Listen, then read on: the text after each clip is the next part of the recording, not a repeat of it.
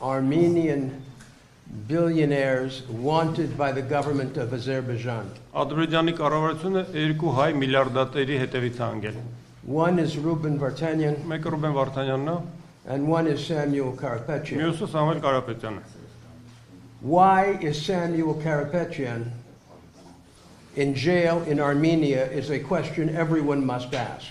Բոլորը պետք է իրանց հարց տան, ինչի է Սամվել Կարապետյանը Հայաստանում նստած։ He is absolutely innocent. Բացարձակապես անմեղ մարդ։ He was apprehended when he was in Armenia to honor the memory of his father on the 40th day. Կալանավորվել է, երբ որ գտնվում էր Հայաստանում հոր 40-ին մասնակցելու համար։ It was not a political demonstration. Այսինքն քաղաքական ցույց չէր կամ ակցիա։ From the context of his words, Ելնելով իր խոսքերի համատեքստից, it is very clear միանգամայն պարզ է, that overthrow of the government was the last thing on his mind. որ մտքով անգամ չէր անցել ակնարկել կառավարության տապալումը։